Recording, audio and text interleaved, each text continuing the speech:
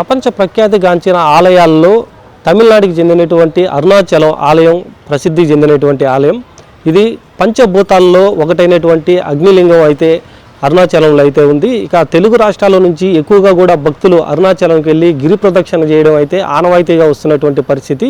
ఎక్కువగా పౌర్ణమి రోజుల్లో అలాగే కార్తీక పౌర్ణమి రోజుల్లో అయితే మాత్రం ఎక్కువగా కూడా తెలుగు రాష్ట్రాల నుంచే కాకుండా అన్ని రాష్ట్రాల నుంచి కూడా అరుణాచలం వెళ్ళి ఒక గిరివలయం అంటే గిరి ప్రదక్షిణ చేయడం అయితే ఆనవాయితీగా వస్తుంటుంది. కానీ నిన్న జరిగినటువంటి ఒక విషాద ఘటన ఇప్పుడు భక్తుల్లో కూడా ఒక చర్చనీయాంశంగా కూడా మారినటువంటి పరిస్థితి అయితే ఉంది.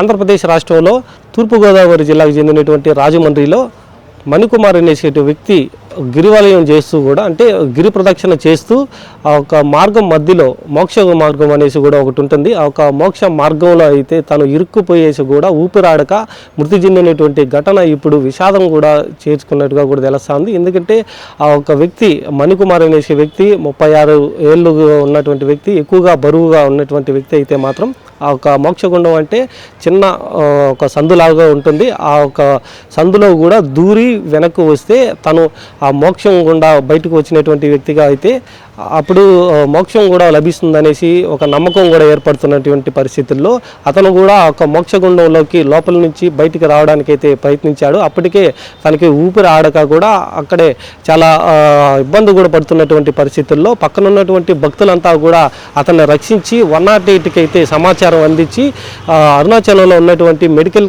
కాలేజీకి అయితే కూడా తననైతే తరలించారు. కానీ అక్కడ ఉన్నటువంటి వైద్యులు అయితే మాత్రం తనని పరీక్షించిన తర్వాత మార్గం మధ్యలోనే మణికుమార్ చనిపోయారు అనేసి అయితే మాత్రం తెలియజేయడంతో భక్తులంతా కూడా ఈ యొక్క విషాదాన్ని అయితే జీర్ణించుకోలేనటువంటి పరిస్థితి అయితే ఉంది. ఎందుకంటే అరుణాచలానికి అయితే ఎక్కువగా కూడా భక్తులు గిరివలయం అంటే ప్రదక్షిణ అంటే గిరి ప్రదక్షిణ చేయడానికైతే వెళ్తూ ఉంటారు. ఒక 14 కిలోమీటర్లు గిరి ప్రదక్షిణ చేసే సమయంలో అష్టలింగాలకు అలాగే ఆశ్రమాలు కొన్ని దేవాలయాలు కూడా ఉన్నాయి. వాటినన్నింటినీ కూడా దర్శించుకుంటూ ఈ యొక్క గిరివలయం అంటే ఆలయానికి సంబంధించినటువంటి గిరి ప్రదక్షిణగా కూడా దీన్ని చెప్పుకొస్తారు. ఆ యొక్క గిరి ప్రదక్షిణ చేసేటువంటి సమయాల్లో మోక్ష మార్గం కూడా చాలా ప్రాముఖ్యత కలిగినటువంటి మోక్ష మార్గం. ఆ యొక్క మోక్ష మార్గంలో మణికుమార్ అనేసి ఒక భక్తుడు దాని లోపల నుంచి బయటికి రాలేక అంటే అధిక బరువు గల సమస్య ఉంది అనేసి అయితే మాత్రం వైద్యులు కూడా నిర్ధారించారు. కానీ ఆ మార్గం గుండా వచ్చేటప్పుడు కూడా తను ఇరుక్కుపోవడం, శ్వాసకోశం కూడా సరిగా రాకపోవడం, ఊపిరి తీసుకోవడానికి కష్టతరంగా మారడంతోనే తను చనిపోయినట్టుగా కూడా వైద్యులైతే నిర్ధారించారు.